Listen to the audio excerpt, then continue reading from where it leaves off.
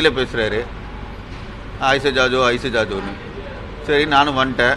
இப்போ பார்த்தீங்கன்னா இதில் என்ன கம்ஃபர்ட் அப்படின்னா, சீட்டு பார்த்தீங்கன்னா இவ்வளோ காசு கொடுக்குறோம், ஒரு நார்மல் சீட்டு போட்டிருக்காங்க ஸ்டீலில், ஒரு குஷன் கூட இல்லை. மற்றபடி கம்ஃபர்டபுளாக தான் இருக்குது இப்போதைக்கு. அவ்வளோதான். ரேட்டு அதிகம் சார். இது அங்கே 10 ரூபாய், இங்கே 100 ரூபா கொடுத்து வரும். இங்கே பாருங்கள் எப்படி இருக்குன்ட்டு. என்ன எதிர்பார்க்குறீங்க? ஒரு குஷன் போடலாம். எப்படியோ ஓடிச்சுன்னா இந்த ட்ரெயின் ஓடவே ஓடாது, யாருமே ஏற மாட்டாங்க. 4 பேரை வச்சு தான் ட்ரெயின் எடுக்கணும். ஒரு 50 ரூபா குறைக்கலாம். செங்கல்பட்டு வரைக்கும். ஆனால் தாம்பரம் டிக்கெட் தான் கொடுத்துருக்காங்க. தாம்பரம் தான் போகுது இந்த ட்ரெயின். 100 ருபீஸ். அங்கேருந்து மாறிக்க சொல்லிட்டாங்க.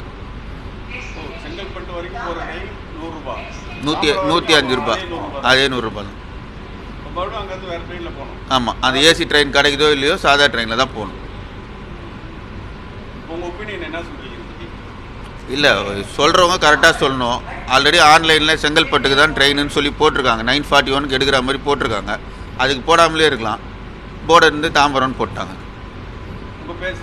சதீஷ், ஓல்டு வாஷன் மண்பட்டிலேருந்து வரேன். சார் வணக்கம், என் பேர் ராஜேந்திரன். நான் இங்கே சென்னை கண்ணதாஸ் நகர்லேருந்து வரேன். ரெகுலராக செங்கல்பட்டு போகிறேன். செங்கல்பட்டு வந்தால் ட்ரெயின் இருந்தது, நான் நார்மல் ட்ரெயின் இருந்தது. ரிட்டர்ன் 30 ரூபா கொடுத்து வாங்கிட்டேன். உடனே எக்ஸ்பிரஸ் கேட்டேன், எதுவும் இல்லைன்னாங்க. சரி போட்டோம். இப்போ ஏசி வண்டி வந்தது, அதில் ஏறினேன். ஏசி நம்ம செங்கல்பட்டுக்கு போயிடலாம் அப்படின்ட்டு கேட்டேன். டிக்கெட்டு கொடுத்தேன். 105 ரூபா வாங்கினாங்க. தாம்பரம் வரைக்கும் தான் போதும்னு சொல்கிறாங்க. அதுக்கு 105 ரூபா எதுக்கு வாங்கணும்?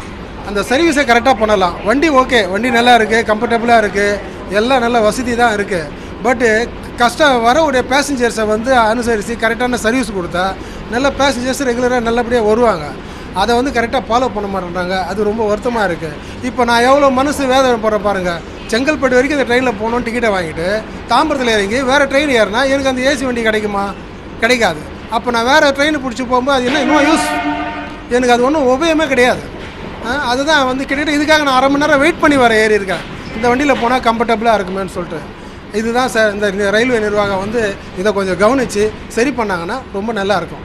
அதுதான் sir. Okay, thank you sir. Rate ஆமாம் சார், வேறு ட்ரெயினில் இதே டிக்கெட்டில் போகலாமான்னு தெரியல. அதில் ஏறும்போது அங்கே செக்கிங் கேட்டால் தான் அதோட எஃபெக்ட் என்னன்னு தெரிய வரும். அதனால் இப்போ நான் இந்த ட்ரெயின் ரொம்ப ஃபேர் அதிகமாக இருக்குது எல்லோரும் சொல்கிறாங்க, நானும் ஃபீல் பண்ணுறேன்.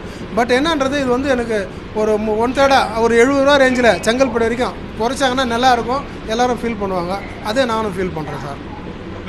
என் பேர் ராஜேந்திரன் சார். நான் சென்னை கண்ணதாஸ் நகர்லேருந்து வரேன்.